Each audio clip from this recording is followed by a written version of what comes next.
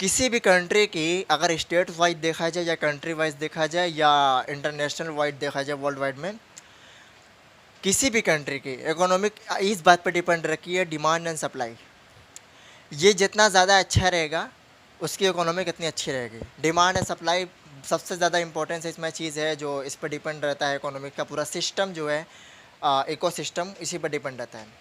अगर सप्लाई ज़्यादा है और डिमांड कम है तो वहाँ पे इकोनॉमिक गिर जाएगी। तो ये दोनों मेंटेनेंस होता है, और जब ये दोनों मेंटेनेंस होता है तो डिमांड और सप्लाई एक लेवल पर आते हैं, और जब लेवल पर आते हैं तो जो फाइनेंशियल क्राइसिस किसी भी कंट्री की हो वो मेंटेन रहती है।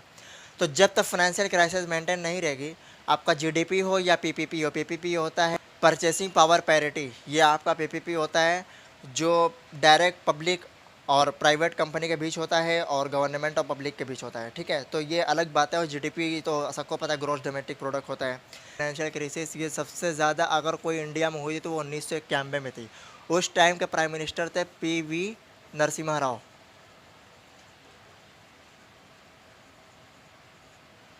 एक बात और, जिसको यहाँ पे समझ में नहीं आ रहा होगा उसको नोट्स मिल जाएंगे, टेंशन लेने की नीड नहीं है। ठीक है, पीवी नरसिम्हा राव 1991 1991 में फाइनेंशियल क्राइसिस इंडिया की सबसे ज़्यादा हाई लेवल की फाइनेंशियल क्राइसिस थी, जिसमें PV Narasimha Rao prime minister थे। और उस टाइम के फाइनेंस मिनिस्टर कौन थे? डॉक्टर मनमोहन सिंह।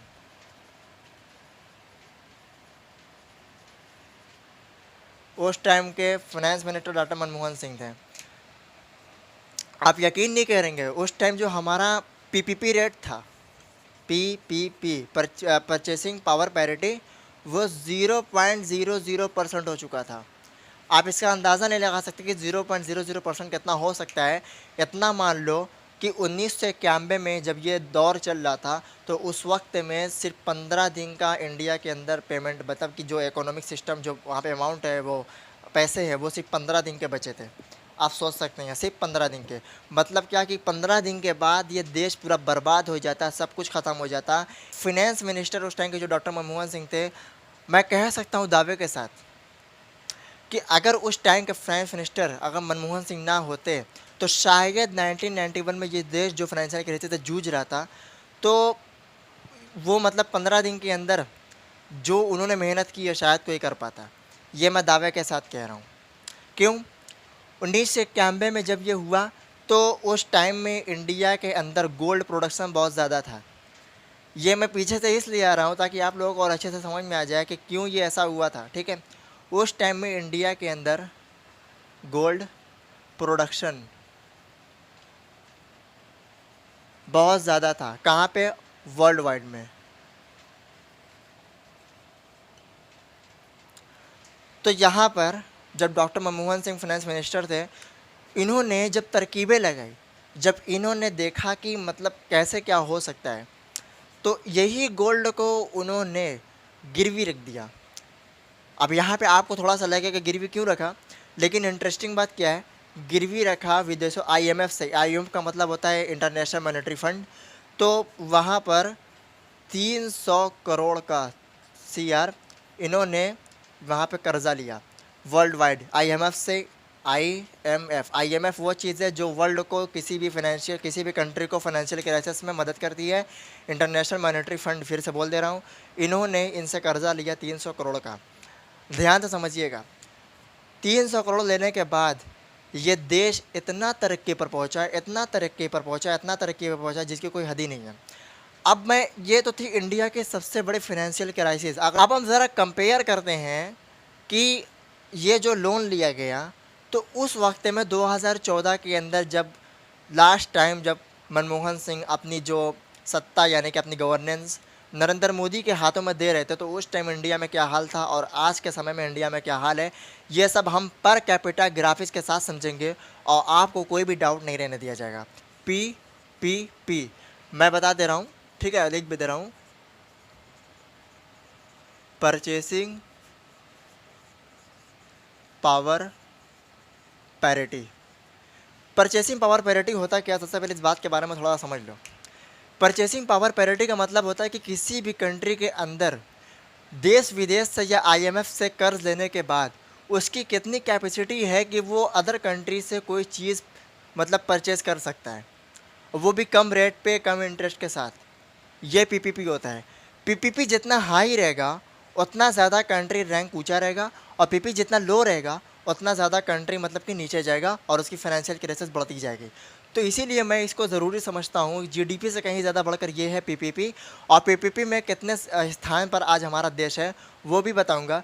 सबसे पहले हम कंपेयर करेंगे। देखिए, हम सबसे पहले बात करेंगे पीपीपी में 2014 की, क्योंकि हमें यहाँ से स्टार्ट करना पड़ेगा, तभी समझ में आएगा। 2014 के अंदर जो हमारा परचेसिंग पावर पैरिटी रेट था, वो अगर मैं यूएसडी और इंडिया दोनों के सिंबल यानी जो पैसा होता है उसको मैं मिलाऊं, तो इस वक्त में सबको पता है कि $1 की कीमत लगभग 84 रुपये है, मतलब 83.5 हो चुकी है। ठीक है, तो उस टाइम में देखा जाए पीपीपी के हिसाब से, तो $1 की कीमत इक्वालिटी 1/70 रुपीज़, यानी 17 रुपये, 17 रुपीज़, 17 रुपया $1 के बराबर था 2014 में, मतलब टक्कर दे रहा था डॉलर को। मान के चलते हैं कि 2014 के बाद भी अगर ये गवर्नमेंट जो आज के दौर में है, करंट गवर्नमेंट, ये ना सत्ता में आई होती, गवर्नेंस ना होती, तो मैं पूरे यकीन के साथ कह सकता था कि इंडिया के development system purchasing power parity में इतना ज़्यादा इंप्लीमेंट हो जाता कि जो 17 रुपये $US के टक्कर दे रहा था, वो आज तकरीबन 5 से 6 रुपये होता, बस इससे ज़्यादा नहीं हो सकता था। ये रेट था वो उस टाइम का, जो मतलब 2014 के अंदर था। मैं फिर से बता देता हूँ, 1 यूएसडी $, इक्वल टू 17.2 रुपीज़। ये उस टाइम का मतलब कि डेटा है हमारे पास जो हमें बता रहा है। ठीक है, ये एस्टिमेटेड वर्ल्ड बैंक आईएमएफ की रिपोर्ट है जो हमें बताती है कि ये चीज़ इतना हो रहा था उस टाइम में। एग्जैक्टली अगर हम कंपेयर करें 2024 के अंदर परचेसिंग पावर पैरिटी के रूप में, तो हमें क्या देखने को मिलता है। मैं यहाँ पर लिख देता हूँ 2024 से अगर हम कंपेयर करेंगे तो हम शॉक्ड रहेंगे ये देख करके कि कितना मतलब कि यहाँ पे हम नीचे आ चुके हैं। ये इंडियन इकोनॉमिक का मतलब कि हेल्थ सिस्टम है जो हमें आईएमएफ के ज़रिए पता चलता है कि क्या है क्या नहीं है और कितना होता है। मैं फिर बता देता हूँ कि पीपीपी जितना हाई रहेगा उतना ज़्यादा ये अच्छा रहेगा, पीपीपी जितना लो होगा उतना ज़्यादा देश के लिए ख़तरनाक होगा। ठीक है, अगर मैं इस टाइम के हिसाब से बात करूँ, मैं एक बार फिर से बता देता हूँ, वो 2014 के अंदर जब हम टोटल इकोनॉमी की बात करें यूएसडी और 17.2 रुपये के कंपेयर में, तो उस टाइम में जो परचेसिंग पावर थी वो सिर्फ़ और सिर्फ $3800 की थी, $3800 की थी, यानी कि इतनी कम थी। मैं समझा रहा हूँ, अब आपको लग रहा हो कि इतनी कम, ये कम नहीं है, ये अच्छा है। अभी आज के दिन में जो पीपीपी रेट है $US में टोटल लाइबिलिटी का, उसको अगर मैं निकालूंगा तो आपके रोंगटे खड़े हो जाएंगे कि देखें कि आज के टाइम में क्या चल रहा है।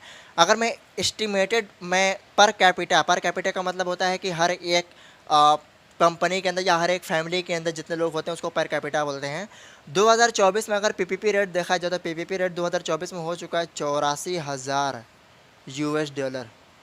क्या समझ में आया भाई? 84,000 मामूली बात नहीं है। उस वक्त में $3800 के अंदर हम लाइबिलिटी के रूप में एक देश से आधी यानी कि 50% एसेट्स ले सकते थे, और आज यही नंबर बढ़ करके इतना हो गया है। सोचो, मान के चलो कि हमें 1/3 पार्ट 2014 के अंदर पीपीपी रेट में यानी 17.2 के रूप में 1/3 इतने अमाउंट में मिल रहा था, तो आज 2024 में सेम चीज़ 1/3 कितना, 1/3 परचेसिंग पावर पैरिटी जो रेट है, यही इतना आपको $84,000 में लाइबिलिटी लेनी पड़ेगी। मतलब कि 90 गुना ज़्यादा इस चीज़ पर आज ये चीज़ हो चुकी है। मतलब कि कुछ है ही नहीं इसके सामने, हम कंपेयर नहीं कर सकते, ये कंपैरिजन है ही नहीं। तो ये बहुत ही ज़्यादा शॉकिंग बात है। ठीक है, और ये क्यों हुआ भाई? जाहिर सी बात है, जितना ज़्यादा रुपया गिरेगा उतना ज़्यादा ये बढ़ेगा। आज तकरीबन है 83.5 रुपया एक $US के कंपैरिजन में। अगर मान लीजिए कि ये 90 तक पहुंच जाता है, जो हमारा रुपया वो $1 में, यही 84,000 बढ़कर हो जाएगा 92,000। कम मजाक नहीं बात ये है। मैं 2024 में फाइनेंशियल क्राइसिस क्यों इतनी ज़्यादा ख़तरनाक है? इसलिए जॉब नहीं है। हाँ, 83% तो ऐसे 67 करोड़ लोगों के पास जॉब नहीं है, और कंपनी के अंदर मतलब कि लोग कर्ज में हैं, दो 205 लाख करोड़ का जो है कर्जा वो इस देश के ऊपर है। वो क्यों है? क्योंकि आज इसका 2024 का जो पर कैपिटा रेट है वो आप इतना लेकर चले गए हैं, तो ये देश कर्जे में नहीं रहेगा तो कहाँ पे रहेगा? उस टाइम का देखिए और इस टाइम का देखिए, ज़रा सोचिए कि 1991 की फाइनेंशियल क्राइसिस इस टाइम की थी और उस टाइम को 2014 तक इसके बनाया गया और 2014 के बाद 2024 यानी 10 सालों में इसकी वाट लगा दी गई, आप देख सकते हैं। मतलब ये शॉकिंग चीज़ है यार। इसका मतलब पूरा 10 साल में नरेंद्र मोदी अपनी इकोनॉमिक को नहीं संभाल पाए। डॉक्टर मनमोहन सिंह अपने ज़माने में 2014 में इंडिया के अंदर थर्ड लार्जेस्ट, हमारा देश 10 से बाहर हो चुका था, टॉप 10 से बाहर हो चुका था। किसको पता था कि टॉप 3 में आ जाएगा 2014 तक? 1991 में 10 से बाहर हो चुका था। इतनी मेहनत की 300 करोड़ का लोन लेकर कि 2014 में टॉप 3 यानी कि वर्ल्ड वाइड में थर्ड लार्जेस्ट इकोनॉमिक इंडिया बना था और आज तक थर्ड पर ही है। अगर नरेंद्र मोदी सही से काम किए होते तो ये सेकंड पर भी आ सकता था, लेकिन थर्ड पर ही है और थर्ड पर मनमोहन सिंह की देन है। अगर वो ना थर्ड पर किए होते और 5 पर भी होते तो आज ये 5 पर ही बना रहता। आज तक मोदी ने इसको 2 पर नहीं लाया है। ये सोच सकते हो। मैं क्यों बार बार ये कह रहा हूँ, ये समझना बहुत ज़रूरी है क्योंकि बहुत मैटर करता है। जो गवर्नमेंट इसको हेल्ड करती है उस गवर्नमेंट पे पूरी आँच जाती है। यहाँ पे जनता का कोई बात नहीं है यहाँ पर, आगे समझिए, क्योंकि उन्हीं की ये मतलब जनता तो अपने हिसाब से टैक्स भरती आ रही है, वो तो टैक्स में कोई कमी नहीं कर रही है, लेकिन जिम्मेदारी यहाँ पे गवर्नमेंट्स की। अगर वो सही से हेल्ड करे तो क्यों नहीं बढ़ सकता है ये। जीडीपी रैंकिंग, जीडीपी रैंक 2014, नहीं समझ में आ रहा, नोट मिल जाएगा, मैं बार बार कह रहा हूँ। जीडीपी रैंक 2014, अगर मैं 2014 की बात करूँ तो इंडियन डोमेस्टिक अप्रोक्सीमेटली यहाँ पे $2.039 बिलियन था। अगर मैं प्लेसिंग की बात करूँ इंडिया के अंदर तो ये बहुत ही ज़्यादा खतरनाक था, ठीक है। उस टाइम में $2.093 बिलियन, बहुत हो गया इतना, ये बहुत ही ज़्यादा हो गया, मतलब अंदाज़ा भी नहीं लगा सकते इतना जीडीपी के रूप में ये था। पर कैपिटा जो परसेंटेज था वो 1.3% था। ये नंबर जितना कम रहेगा उतना अच्छा रहेगा, जितना ज़्यादा रहेगा उतना ख़राब रहेगा, मैं बार बार बोल रहा हूँ, ठीक है। तो इसीलिए ये 2014 की रिपोर्ट है। देश पूरे दुनिया में 196 ग्लोबल कंट्री है जिसके अंदर जीडीपी रैंक पर कैपिटा देखा जाता है। तो उस वक्त के अंदर 2014 में जो इंडिया था वो 196 में इनटू देखा जाए तो वो 10 थर्ड ग्लोबल कंट्री थी। कितनी? 10 थर्ड ग्लोबल कंट्री भाई, पूरे दुनिया में, मतलब 10वें नंबर पर ये थी, 196 में से 10वें नंबर पर। सोच सकते हो कि 196 में 10वें नंबर पर आ जाना मजाक नहीं है। अपनी पर कैपिटा $2.093 बिलियन की बना देना 1.3% के साथ, ये मजाक बात नहीं है, ठीक है। ये 2014 की जीडीपी रैंकिंग है। उस वक्त में देश के अंदर इतना अच्छा माहौल था, इतना अच्छा चीज़ था कि किसी पर भी ऐसा सिस्टम नहीं था कि हर एक चीज़ पर मतलब कि 2.3% या फिर 5.7% के हिसाब से प्रॉफिट के रूप में हर जगह देखा जाता था। मतलब उस टाइम की ये इकोनॉमिक हेल्थ हमको जो कहती है इंटरनेशनल मॉनेटरी फंड हमें बताता है और वर्ल्ड इकोनॉमिक्स सिस्टम हमें ये बताता है कि उस टाइम की ये हेल्डेशन है जो हमें बताती है। लेकिन अगर यही सेम चीज़ अगर हम 2024 से कंपेयर करें तो शॉकिंग है। 2024 में यही सेम चीज़ जीडीपी रैंकिंग देखा जाए देश के अंदर, दुनिया के अंदर देश की क्या है, तो भाई शॉकिंग है। अगर मैं बताऊं कि इम्प्रूव जीडीपी रैंकिंग देखा जाए उस टाइम में 2018 में, 2024 की अभी रिपोर्ट आई नहीं है, 2018-2022 की आई है, तो भैया ये 2.093 है ना बिलियन डॉलर, ये बढ़ करके आज हो चुका है 0.933 बिलियन डॉलर, यानी कि 1 बिलियन भी आज नहीं है। ये है 2018 की रिपोर्ट, ये है। अगर इसमें देखा जाए, इसमें 10 थर्ड में 196, ये जो कंट्रीज़ पूरी मैंने अभी बताया था, इसमें से ये तकरीबन 144वें नंबर पर आ जा चुका है। सोचो 2014 के अंदर 196 into 10 third global country ranking थी, 2024 और 2018 की रिपोर्ट के मुताबिक ये 196 में 144 पर आ चुका है। मतलब क्या चल रहा है देश में, आप समझ रहे हो। ये इकोनॉमिक्स हमें बता रही है, ये इकोनॉमिक आपकी क्लास हो रही है आज। ये बहुत ही ज़रूरी है नोट्स बनाने के लिए ताकि आप लोगों के पास हर एक डेटा मौजूद हो। हमारा लास्ट कंपैरिजन ये है 2014-2024 में करप्शन, इंडियन करप्शन के बारे में। देखिए आज करप्शन किस देश में नहीं है, लेकिन कोई बहुत सारा ऐसा देश भी है जहाँ ज़ीरो करप्शन है, बट समझना बहुत ज़्यादा ज़रूरी है कि करप्शन कितना था। 2014 की रिपोर्ट पहले देखते हैं। 2014 की रिपोर्ट करप्शन रेट कितना बताती है। 180 कंट्री जो बताती है हमें उस टाइम की, तो 180 कंट्री में से करप्शन जो है इंडिया के अंदर वो तकरीबन था 180 में से 153 नंबर पर। कितना? 53 नंबर पर, मतलब बहुत कम है यार। उस हिसाब से देखा जाए तो 180 में से 153 मतलब बहुत ज़्यादा कम है। ये नंबर जितना ज़्यादा रहेगा उतना कम करप्शन रहेगा। 180 में से ये नंबर जितना कम रहेगा उतना ज़्यादा करप्शन रहेगा। ठीक है, ये नंबर मैं फिर से बता देता हूँ, जितना ज़्यादा रहेगा उतना कम रहेगा, जितना नंबर कम रहेगा उतना ज़्यादा करप्शन रहेगा। ठीक, तो इतना समझना। ये करप्शन रेट है 2014 का, मतलब 180 में से 153, मतलब कि इंडिया उस टाइम में करप्ट देश नहीं था, बहुत ही कम था। मतलब मान के चलो कि 100 करोड़ आबादी में से 10 ही करोड़ लोग ऐसे थे जो करप्ट थे। उस टाइम के हिसाब से देखा जाए तो 2024 की रिपोर्ट क्या बताती है, सेम देखा जाए, सेम आज भी 180 में से ही मतलब कंपैरिजन किया जाता है। तो 180 में से करप्शन देश देखा जाए तो इंडिया है 93 पर। कहाँ 153, कहाँ 93। मतलब करप्शन धीरे धीरे धीरे धीरे धीरे धीरे बढ़ता गया और 10 सालों में इतना बढ़ गया कि टॉप 100 से अंदर आ चुका हूँ 93 पर। अब मुझे नहीं पता कि आगे जाके कितना होने वाला है। ठीक है, सो ये आप देख सकते हो, ये हमारा लास्ट कंपैरिजन 2014-2024 का था इंडियन इकोनॉमिक के अंदर, जो हमें IMF बताता है और वर्ल्ड जो वाइड इकोनॉमिक सेंट्रल है वो भी हमें बताता है इस रिपोर्ट के बारे में। ठीक है, सबसे पहले 2024 के अंदर यूपीए और एनडीए के हम जो चीज़ है उसको करेंगे। यूपीए 2014 में थी और एनडीए 2024 में है, तो इन दोनों में हम कंपैरिजन करेंगे।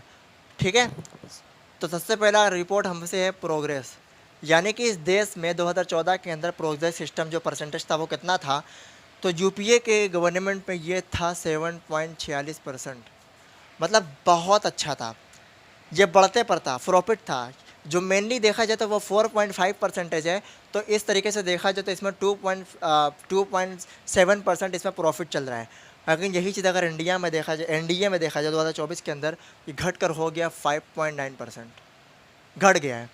ठीक है, दूसरा लॉस, इंडिया 2014 के अंदर लॉस डेवलपमेंट में कितना सिस्टम में था, तो उस टाइम के देखा जाए तो वो ये 4.5% था, बस, ज़्यादा नहीं था। और अगर एनडीए के रूप में देखा जाए तो ये चीज़ बढ़ चुका है और 5.8% हो चुका है। ठीक, उसके बाद है जीडीपी लोन, देश के अंदर जीडीपी लोन। जीडीपी लोन क्या होता है, मतलब कि आईएमएफ से मैंने कितना लोन ले रखा है, इसको हम जीडीपी लोन बोलते हैं। तो उस वक्त में देखा जाए जीडीपी लोन तो इंडिया के अंदर 52% था, और जब से ये गवर्नमेंट आई है, मोदी गवर्नमेंट, अब हो चुका है 62%। कितना बढ़ गया है, 205 लाख करोड़, मजाक नहीं है। ठीक है, तो अब जीडीपी लोन के बाद होम सेविंग, लोगों की होम सेविंग भी अच्छी खासी उस समय थी।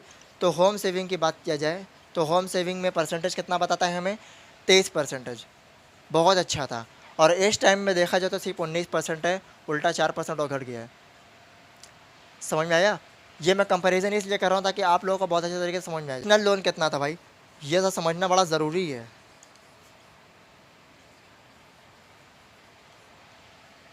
जो हमारा नेशनल लोन था वो हमारा था यहाँ पर 58.6 लाख करोड़, 58 लाख करोड़।